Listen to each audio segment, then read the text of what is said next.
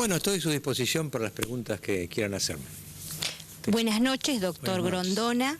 Mi nombre es María Rosa Salinas, soy profesora de Historia y curso Ciencias Políticas en la Universidad Nacional de Lanús. Ante todo, muy interesante su exposición, me ha servido a mí para aclarar muchísimos conceptos y quería comentarle, a modo también de pregunta, lo siguiente. Desde hace un tiempo en los programas escolares de escuela secundaria se ha enfatizado una línea historiográfica ya bastante conocida que traza como una especie de cronología que toma 4 personajes de la historia, que comienza en el general San Martín, sigue con Rosas, Irigoyen y Perón.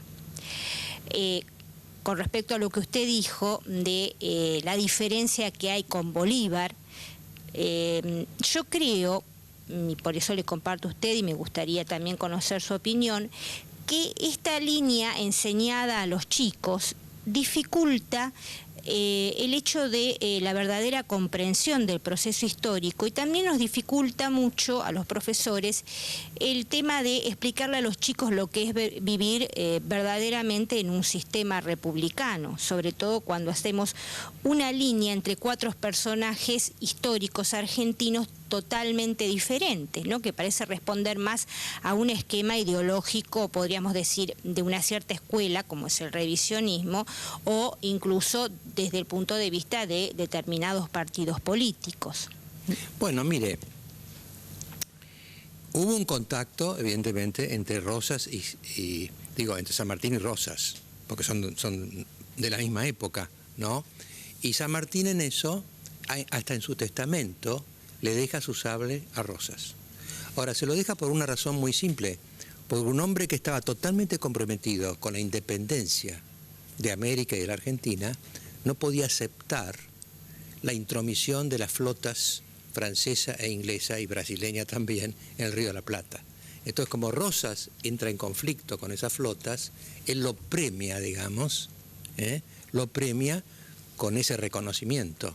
Es de un héroe a un guerrero que defiende la autonomía y la independencia del país. Pero San Martín era republicano y Rosas no. De manera que, desde el punto de vista ideológico, son totalmente diferentes. Lo que pasa es que en ese momento San Martín le reconoce a Rosas que está defendiendo la soberanía del país por el cual él ha dado su vida, prácticamente, ¿no? Así que hay un punto de contacto, ¿no?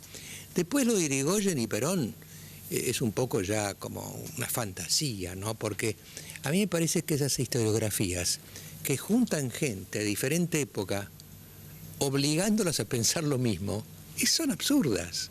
Irigoyen, por ejemplo, era republicano. Irigoyen no era un autoritario. En ese sentido era más sanmartiniano, ¿no? Lo derrocan a él, pero él no derroca a nadie, ¿no? Por más que lo intentó algunas veces con los conservadores. Pero es un hombre identificado con la República. Perón no.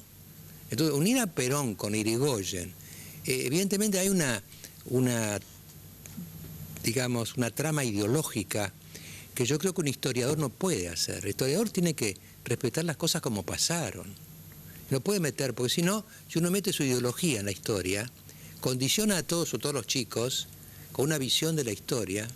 Yo me acuerdo que mi chico, cuando él estaba en el colegio, tenía un cura, un hermano del tercer mundo, era, ¿no? Después largó, colgó a Sotana como tanto. Pero él le decía que San Martín era un agente de los ingleses. Entonces venía mi chico a casa y le decía, ¿es verdad? Ya, no es verdad. Digo, entonces esto tenía que explicar a todo. Entonces el chico se puso rebelde con los profesores. Era toda una crisis ahí, ¿no? Después fue otro colegio que estaban los del Newman, ¿no? Cuando él entró en primer año, que eran de la vieja escuela. Entonces él fue al recreo y le dice el brother famoso, un brother Hayes que era famoso, le dice, me has sostenido la mirada. Como sos nuevo no te va a pasar nada. La próxima vez que me sostenga la mirada, te rompo la cara. Y pues sabes que mi hijo entró en caja hasta hoy por ese incidente. Es decir, hay otro sentido de la autoridad mucho más, digamos, tradicional, digamos, ¿no? Pero estas cosas de meter la ideología en la enseñanza de la historia, uno puede después escribir ideologías, pero meterse en los chicos que tienen 10, 12 años es una barbaridad. es una manipulación, porque el chico no tiene armas intelectuales para defenderse, ¿no? Yo creo que esto es... Y además es algo inaceptable, diría yo, racionalmente. Usted no puede meter en la misma bolsa a gente que ha vivido con distancias de 40, 50, 60 años entre ellos, en otros contextos, con otros valores, con otras prioridades. Eso es muy arbitrario, ¿no? Su pregunta. Buenas noches. Mi nombre es Nicolás Matrijan y soy estudiante de abogacía en la Universidad de Buenos Aires. Mi pregunta es la siguiente. Teniendo en cuenta que San Martín, bien en claro, dejó que no quería entrometerse en la guerra con los criollos, ¿por qué ese temor siempre, desde Buenos Aires, a que él regrese y tome contactos, tanto con Artigas o personalmente? Era una figura enorme, ¿no? Imagínense, había liberado a América. Así que te das cuenta de la estatura que tenía. Entonces, claro, varias veces amagó con volver, algunos le escribían que volviera y demás. Pero para los que estaban acá, desde Rivadavia a todos los otros, era un problema muy serio que San Martín viniera a Buenos Aires, porque ¿qué autoridad podía tener uno frente a San Martín en Buenos Aires si San Martín se le ocurría decir no me gusta lo que está haciendo? Lo veían como una amenaza, como un peligro, ¿no? Y en verdad no debieron hacerlo así, porque él se había prohibido a sí mismo en ir a las internas del país, ¿no? Pero bueno, uno nunca sabe, ¿no? Veo que Duhalde dice que no va a hacer más política. El político, le decían, más vale en París, que esté ahí, que esté en Boulogne-sur-Mer, ¿no? Que esté en Gramburg. Era una figura como que era demasiado grande para todos los demás. Entonces, la sola presencia de él en Buenos Aires hubiera sido un factor de desestabilización, ¿no? Su pregunta. Sí, buenas noches, doctor. Mi nombre es Pablo Furcade, soy egresado de la Universidad de Buenos Aires. Y bueno, mi pregunta tenía que ver con lo siguiente. Bueno, antes de venir a América, San Martín había tenido contacto con las logias. Más allá de la vocación libertadora que tenía, había venido también con un plan específico que le habían encomendado allá, que era, bueno, más específicamente era el plan Maitland, que era, bueno, tenía, digamos, intereses británicos adentro de todo ese plan, ¿no? Claro, bueno, el que ha escrito muy bien sobre eso es Terraño, hay un libro muy bueno, Terraño, sobre la relación de San Martín con Maitland y con los ingleses. Era un juego complicado, ¿no? Porque estaban por los españoles, que ya los hemos descrito un poco en la clase, la naciente Argentina, que todavía no era tal, casi una cosa así como un cemento blando, todavía no los americanos, vinieron después los americanos, los franceses y los ingleses. Esos eran todos los actores, ¿no? Ahora, Inglaterra, es una posición medio rara, porque no se olviden que España tenía el monopolio comercial. No se podía comerciar en la época de la colonia, sino a través de España y de los monopolios españoles. Y los ingleses querían, los ingleses en verdad estaban creando su imperio, que era naval. Inglaterra nunca tuvo un imperio territorial, como lo tuvieron Rusia, por ejemplo, ¿no? O la propia Francia con Napoleón. Inglaterra quería libertad de comercio, porque estaban en ventaja, podía competir mejor que los otros, estaba más desarrollada industrialmente que los demás, ¿no? Entonces Inglaterra quería que la Argentina se emancipara de España, Argentina y toda América, ¿no? Pero al mismo tiempo, por Napoleón, cuando Napoleón invade España, los ingleses naturalmente sostienen a los españoles que luchan por su independencia, ¿no? Y Wellington, el famoso vencedor de Waterloo, va a España y pelea en España contra los franceses, ¿no? Así que es todo un juego de intereses. Las logias no hay que pensarlas, digamos, negativamente, como algo siniestro. No eran siniestras, eran secretas, porque si usted no hacía secreto, lo bajaban. Había CIDES y CIAs en esa época también, ¿no? Todo estaba vigilado, la correspondencia y demás. Y todo lo que se movían, tanto Bolívar como Miranda, como San Martín, todo lo que se movían con gran sigilo. Y evidentemente en Londres encontraban un ambiente de libertad. Fíjese que Marx se exilió en Londres al final, ¿no? Es decir, había un país libre. Eso que eran ellos, ¿no? Entonces había conexiones todo el tiempo. Inclusive Rosas, cuando cae, se va a vivir a Inglaterra. Inglaterra era la potencia dominante de la época, ¿no? Pero yo creo que un criollo como San Martín aprovechaba a Inglaterra. Pero yo creo que me parece a mí ser muy mal pensado, tener una mente un poco torcida, pensar que era un agente británico. Él usaba todo lo que podía, porque cuando uno le ve la vida, esa entrega absoluta a un ideal, digamos que torna imposible la idea de que era un doble agente, todas cosas macanas, ¿no? Eso no quiere decir que no tenía muy buenas relaciones con los ingleses, porque eran los que de alguna manera estaban apoyando los procesos de emancipación, ¿no? Tampoco porque fueran buenitos. No es que los ingleses eran idealistas como San Martín. El idealista era San Martín. Los ingleses promovían sus propios intereses, como lógico en cualquier país, ¿no? Y los franceses, después de Napoleón, pasan como a un segundo plano. Cuando derrotan en Waterloo, la nación que domina Europa es Inglaterra. Pero los ingleses, ¿cómo dominaban Europa? Porque eso es interesante para los americanos que lean un poco, ¿no? Inglaterra es un país chiquito. Te va ahí, es un poco más que la provincia de Tucumán. ¿Cómo hicieron? ¿Cómo hicieron para dominar? Porque usted dice Estados Unidos, que es imperial, bueno, es un gigante ya él mismo. Es casi, hay que ser muy torpe para no ser importante en el mundo si uno es el presidente de Estados Unidos. En cambio, Inglaterra lo que hizo, lo que armó en Europa, cuando cae Napoleón, porque ella fue la capitana de la resistencia a Napoleón. Cuando cae Napoleón y derrota finalmente un general inglés, que es Wellington, arman un sistema que duró un siglo. Hubo un siglo de paz en Europa, que era el llamado equilibrio europeo. Entonces los ingleses primero estaban en una isla, lo cual los protegía contra cualquier invasión. Todavía los españoles habían querido, se acuerda, con la Gran Armada, se los agarró un viento y no llegaron. Hitler nunca pudo invadir, es decir, ese Canal de la Mancha es una frontera espectacular. Entonces, atrás del Canal de la Mancha, ellas jugaban en Europa continental, porque todos los otros estaban uno encima del otro, y hacían guerra, se peleaban, ¿no? La estrategia inglesa fue siempre a contradecir al más poderoso, hacer alianzas contra el que corre peligro, según los ingleses, de tomar Europa. Entonces, eran antinapoleónicos, después fueron antihitleristas, estuvieron siempre contra la potencia más poderosa para resguardar un equilibrio. Ellos no aspiraban a dominar Europa, a hacer un empate en Europa. Y después las colonias se hacían en la India, donde fuera, ¿no? Así que esa es la estrategia. Me parece que en esa estrategia era lógico apoyar a los independentistas americanos, porque les convenía a las dos partes, pero no quiere decir que fueran cómplices. Me parece que eso yo lo excluyo porque es realmente un santo de la espada. Ojo, este tipo dio su vida por un ideal. Entonces, pensar que tenía cosas así detrás del mostrador, bajo el mostrador, es como que choca con la imagen real del santo de la espada, ¿no? Otra pregunta, no sé por dónde está. Usted. Gracias. Doctor, mi nombre es Pedro Caballero, soy egresado de la carrera de Derecho en la Universidad de Buenos Aires. Y mi pregunta va orientada hacia Guayaquil, hacia lo que fue esa reunión tan importante con Bolívar. Y si podíamos andar un poquito en las implicancias que tuvo, porque desde esa reunión en más la figura de Bolívar continuó creciendo.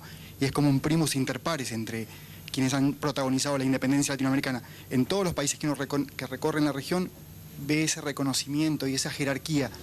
Y la figura de San Martín comenzó una especie de declive, ¿no? Pasó a ser uno entre muchos que contribuyeron a la gesta independentista, a pesar de que la parte que le correspondió a él fue particularmente exitosa. Entonces, ¿en qué medida eso marca un rumbo y una prelatura después de liderazgos en América Latina? No, eso marca la tabla de valores de San Martín. Él era un luchador por la independencia americana. Había liberado el sur de América del Sur. Y Bolívar había liberado el norte de América del Sur. Ahora, ¿qué les pasaba? Los españoles aguantaban bastante todavía. Es decir, había ejércitos españoles que había que derrotar. Y los dos separados no podían ganar. Ni Bolívar ni San Martín. Además, España siempre estaba amenazando que iba a mandar expediciones enormes para recuperar lo que sería América Latina hoy, ¿no? Entonces llegan los dos. Las reuniones de ellos sabe que fueron secretas. Fueron horas y horas que no se ha dicho mucho de qué hablaron, ¿no? Pero me parece que San Martín era coherente en esto. Yo no puedo ser un obstáculo, es decir, no puedo hacer mi guerra civil con Bolívar, porque si él no quería la guerra civil adentro, tampoco la quería afuera. Si él se hubiera empeñado, hubiéramos asistido a una guerra civil entre los americanos del norte y los americanos del sur de América del Sur. Y él entonces eso se fue. Quizá hay un conocimiento más profundo en San Martín que la empresa misma de Bolívar era inviable, como la de Chávez. Finalmente les va mal cuando quieren movilizar todo, y como le fue a Bolívar. Bolívar tenía la idea de tener el presidente y varios vicepresidentes. Por ejemplo, Bolivia se llama así por Bolívar, ¿no?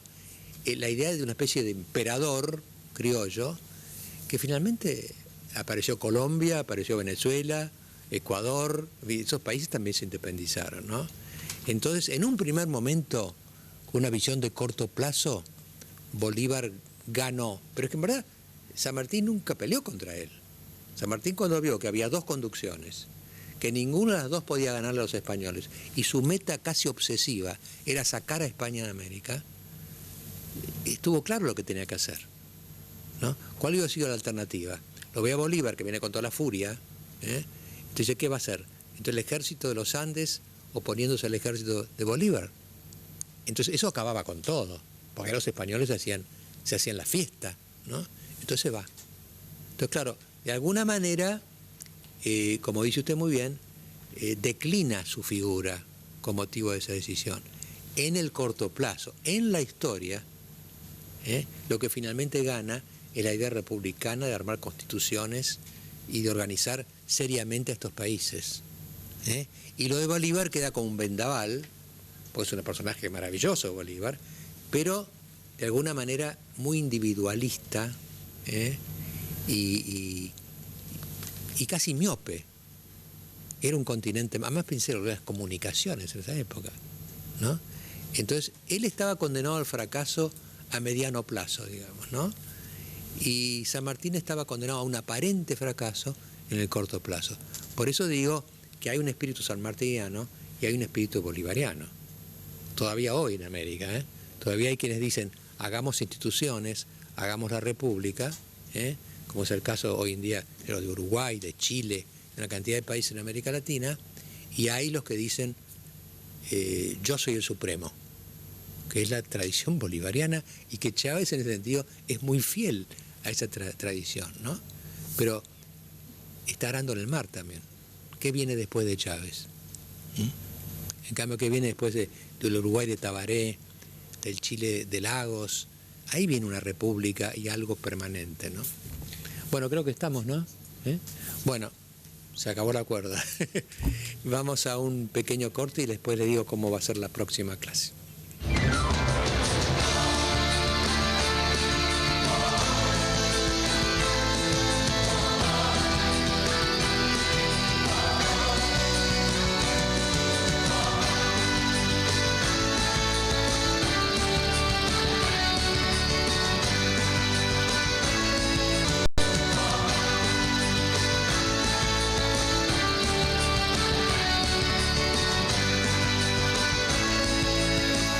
En esta primera clase hemos, de alguna manera, presentado, se puede hablar así, al santo de la espada, ¿no? A un hombre absolutamente íntegro en su pasión por la libertad americana y por la independencia americana.